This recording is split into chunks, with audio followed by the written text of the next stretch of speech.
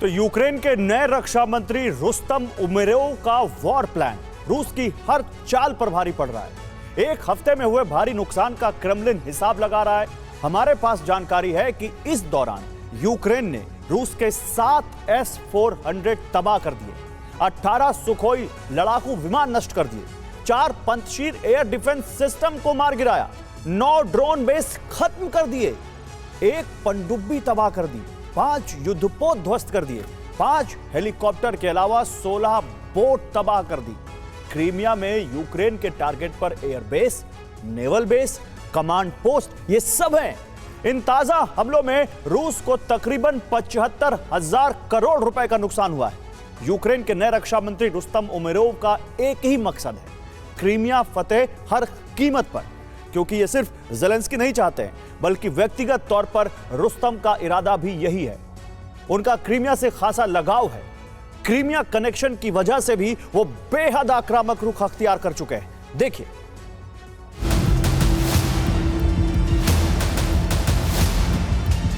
Ukraine के रक्षा मंत्री Rustam Umerov का क्रीमिया कनेक्शन ज़ेलेंस्की के लिए फायदेमंद साबित हो रहा है। ज़ेलेंस्की ने बहुत सोच समझकर उन्हें कमान सौंपी है। रुस्तम का क्रीमिया को लेकर भावनात्मक जुड़ाव है। इसकी चर्चा करने से पहले उनकी अचूक रणनीति के बारे में बताते हैं, क्योंकि इसी से क्रीमिया में बड़ा उलटफेर देखने को मिल रहा है, क्योंकि इसी के कारण रूस को खासा नुकसान पहुंच रहा है।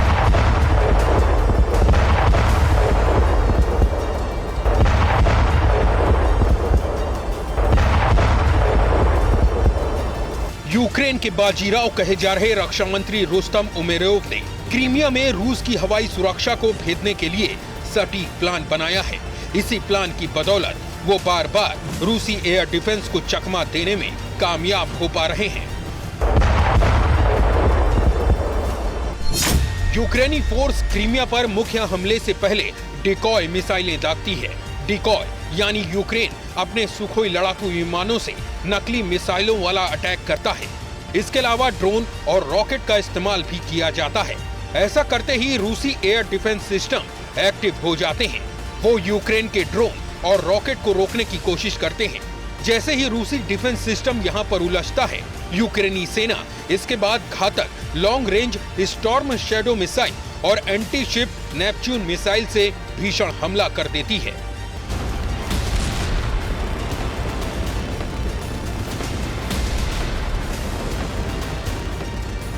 रुस्तम की रणनीति सिर्फ इतनी भर नहीं है, उन्होंने क्रीमिया में आर पार की जंग लड़ने की तैयारी भी कर ली है। वो मुख्य युद्धक टैंक का जखीरा तैयार कर रहे हैं।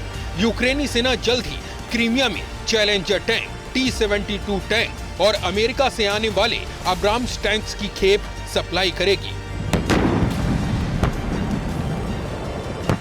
क्रीमिया फतह करने के लिए रुस्तम उमेरोव आत्मघाती ड्रोन का भी इस्तेमाल करा रहे हैं। इसके लिए cardboard drone, UJ-22 kamikaze drone और एयरक्राफ्ट ड्रोन्स की भारी खेप जुटानी शुरू कर दी है।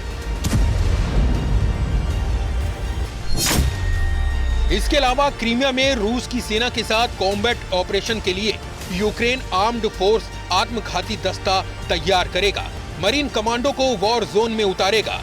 एम्फीबियन फोर्स भी क्रीमिया में दमखम दिखाएगी।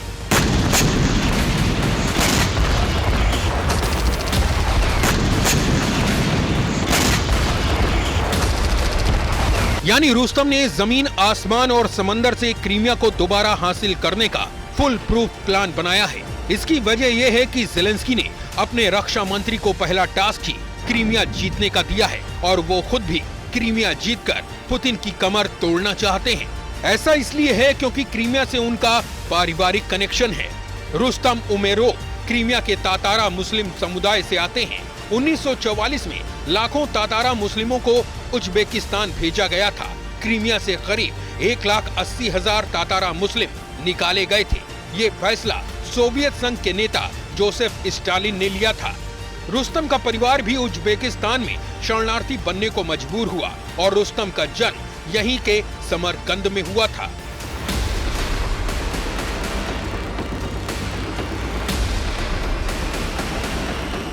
रुस्तम उमेरोव यहीं बड़े हुए, लेकिन सोवियत संघ के विघटन के बाद रुस्तम उमेरोव का परिवार फिर से क्रीमिया लौट आया, लेकिन 2014 में रूस ने क्रीमिया पर फिर से कब्जा कर लिया। उसके बाद रुस्तम क्रीमियन तातारा मुस्लिम समुदाय के लीडर मुस्तफा ड्रेमिलेव से जुड़े। धीरे धीरे रुस्तम यूक्रेन के राजनीति में अपना कद बढ़ाने लगे। उसी वक्त से वो क्रीमिया लिबरेशन की मिलिट्री स्ट्रेटजी पर काम में जुट चुके थे।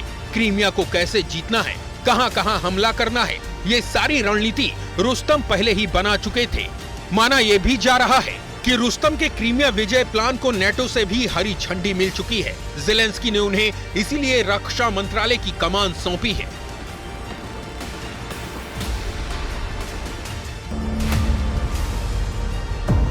रूस ये बात जानता है, पुतिन रुस्तम की रणनीति से परिचित है। केजीबी उनकी हर चाल पर बारीक नजर बनाए हुए है, लेकिन रुस्तम किसी एक प्लान पर नहीं चलते हैं। कहा जाता है कि वो हर बार नई तैयारियों के साथ क्रीमिया पर अटैक करते हैं और हर बार रेड आर्मी को चौंकाते हैं।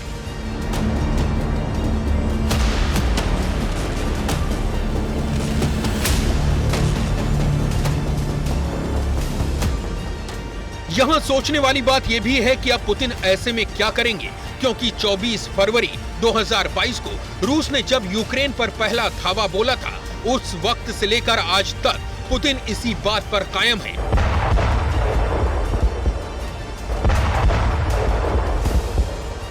कि वो यूक्रेन के 4 इलाके ही चाहते हैं, डोनेट्स्क, लुहांस्क, ज़ेपोरिज़िया और खेरसोन। वो इन्हें ही रूस में शामिल कराने के लिए 1.5 साल से यूक्रेन से जंग लड़ रहे हैं, लेकिन अब पासा पलटता दिख रहा है। इन्हें पूरी तरह से पाना तो दूर की बात, क्रीमिया बचाने के लाले पड़ते दिख रहे हैं।